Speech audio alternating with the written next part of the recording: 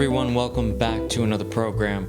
Happy start to the holiday season, and with that, today I am going to be reviewing the 1964 classic, The Beach Boys' Christmas album. The Beach Boys' classic Christmas album is not only a perennial staple, but something I admire and adore completely. And along with that, the winners of the first ever Manza Media contest for the Brian Wilson giveaway items. So stay tuned for that. I have 14 of you in this hat, 14 names entered. I mean, for the first time giveaway, I thought there'd be maybe 5 people. I don't have many subscribers. I mean, we're gonna clearly hit 300 thanks to you guys before Christmas, but I don't have that many people, so I figured it wouldn't be that big. But I'm excited to reveal who wins. With that said, let's get on to the review. The Beach Boys' Christmas album, talked about to death by many reviewers of hi-fi, especially Beach Boys content, talked about moreover than I could ever even talk about. I mean, what hasn't been said about this 1964 gem? It is quite the album. I absolutely adore this album for Christmas, and I've spun it, I don't even know how many times this year. Purple Capitol label, front and back. This pressing is in amazing condition. All 4 corners completely pristine. It makes you think it has to be a repress, but it is not. It is a 1964 original pressing. I believe this is a complete US original pressing of this album. I've only seen the purple label.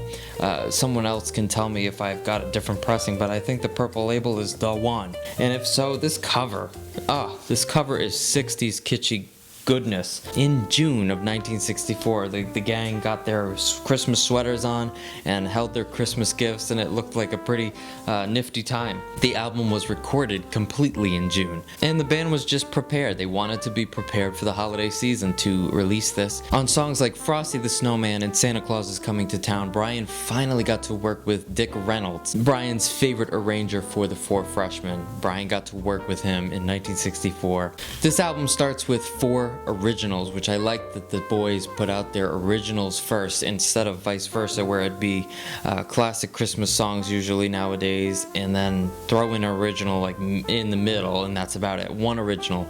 But this starts off Little Saint Nick, pretty original, even though it's Chuck Berry's tune musically, but pretty original. The Man with All the Toys, an original.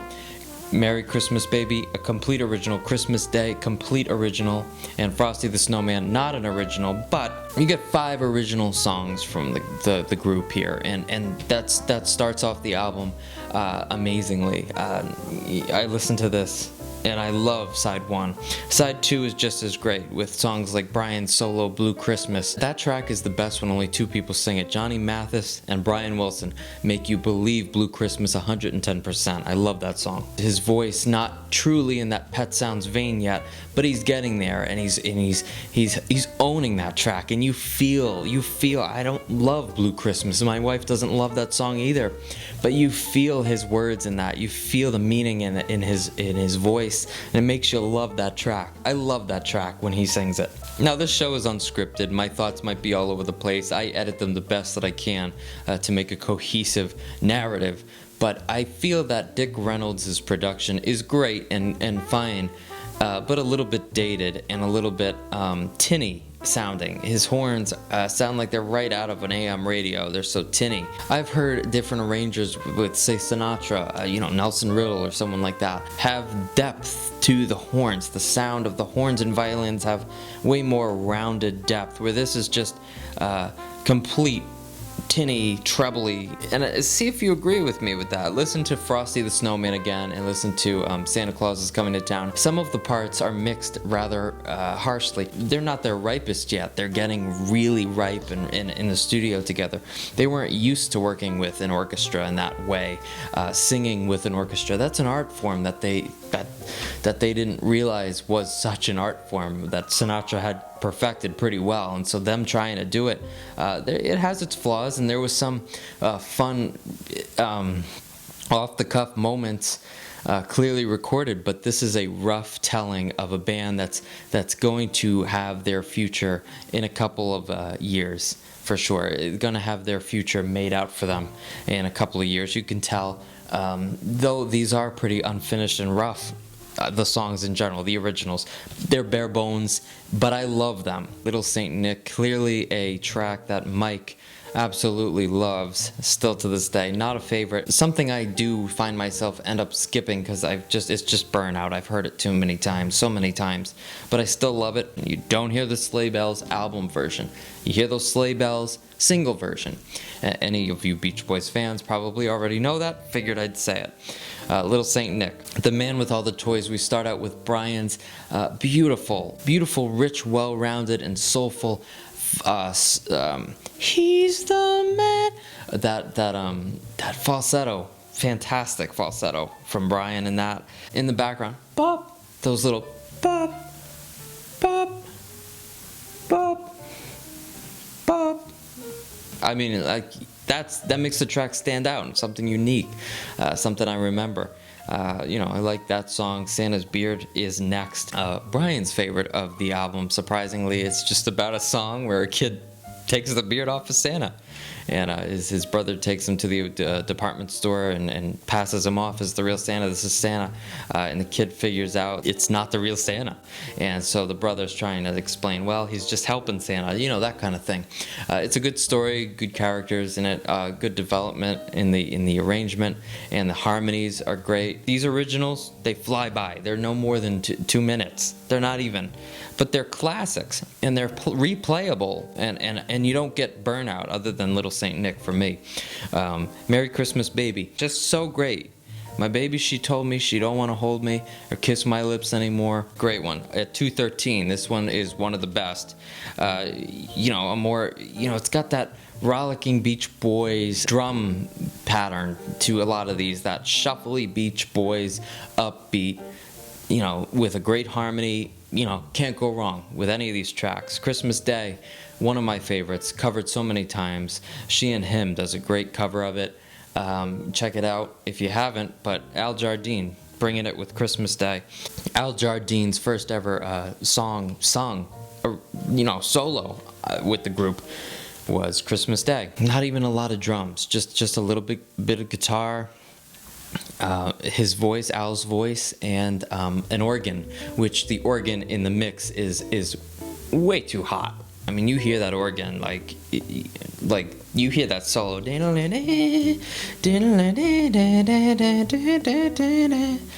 Like, that's very, very loud in the mix. It stands out because it's like just a simple track with just Al and a guitar. Probably Brian, one of the guys, wrote, it's worth the wait the whole year through just to make happy someone like you. I love that, how it's switched around and worded. It works. It works. You would normally say just to make someone happy like you is what you would normally say. Would it not be? I want to make someone happy like you. But he says just to make happy someone like you.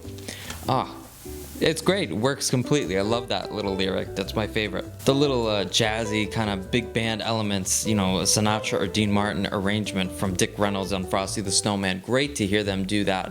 We Three Kings. I love a good Beach Boys slow song with a ton of harmony. Songs that we really hear the harmony parts and them blending together. You can really feel that in We Three Kings of R&R. Hard for them to do.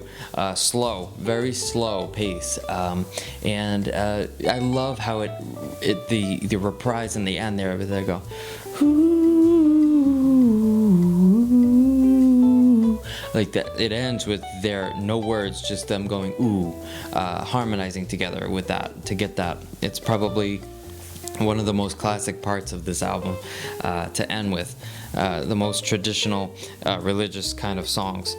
Blue Christmas, just Brian with Dick Reynolds arranging in the background, and it's got swells that come up and come down, and we hear Brian. The music comes up.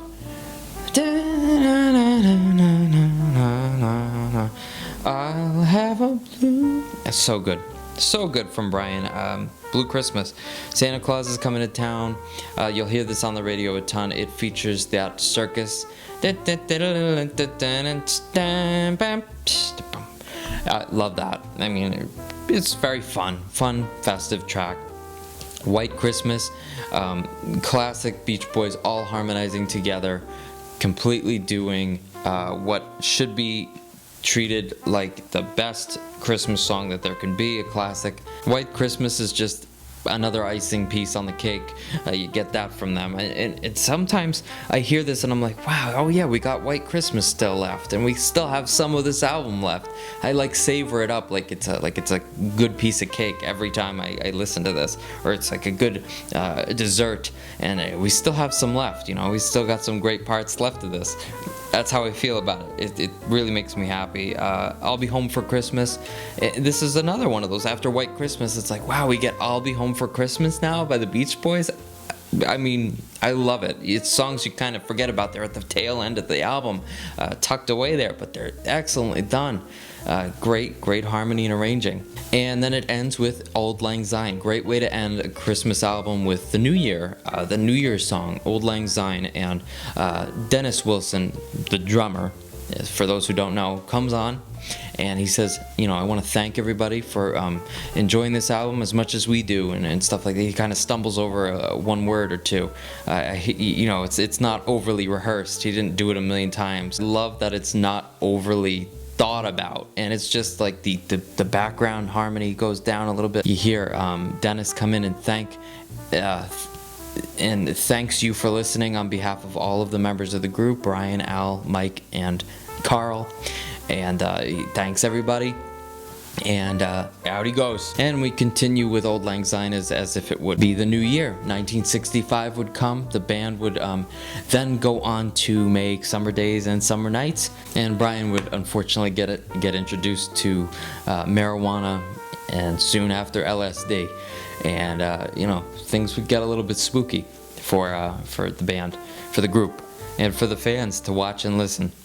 But this was the farewell of the innocent Beach Boys that we had known. This was the farewell to the innocent age of the Beach Boys as we knew them. The bright and shining, innocent, wide-eyed guys that we had learned to love in those early albums would be completely flipped upside down.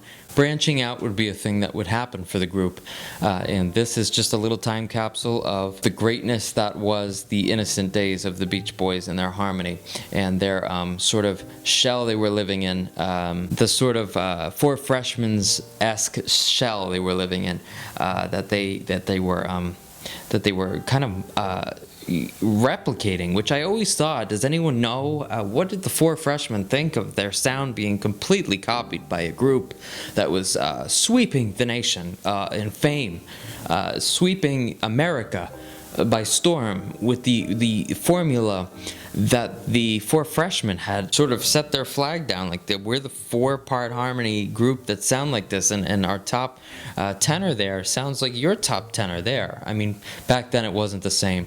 You know, people encouraged you to copy them. Artists encouraged some copying because that was a compliment.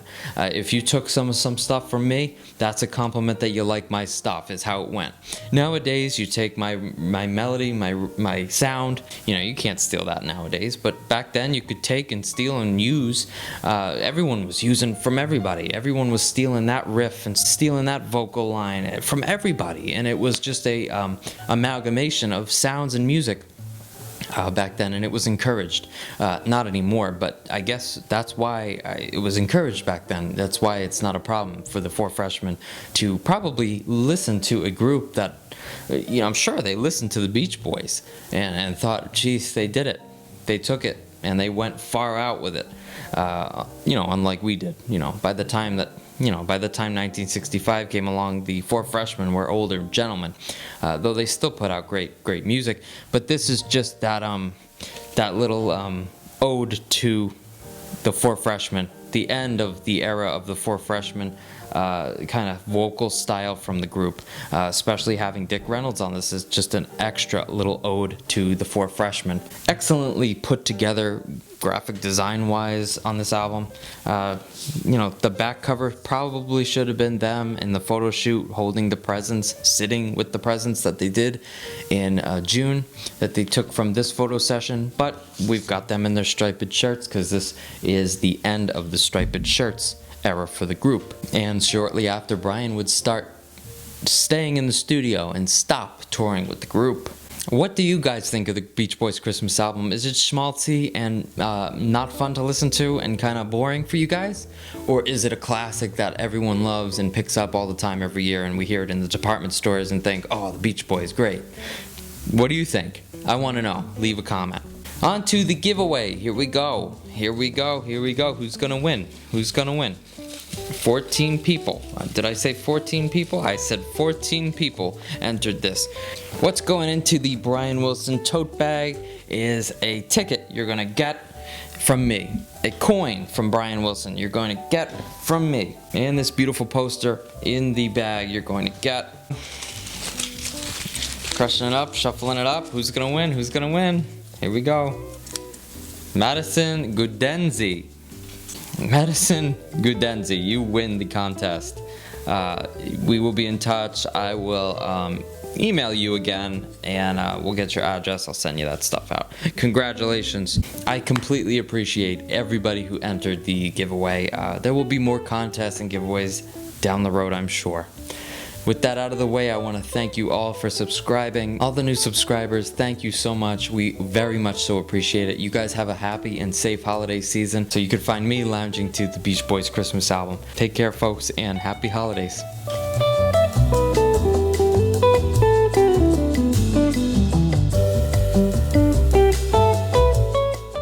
Thank you, folks, for tuning into this episode. If you do feel so inclined as to follow me on social media, you may gladly do so at Manza Media Art and Manza Media on every other platform. If you like prints, I've got an Etsy shop where you can see some of my original artwork and fan artwork. I'll catch you folks on the next episode of Manza Media.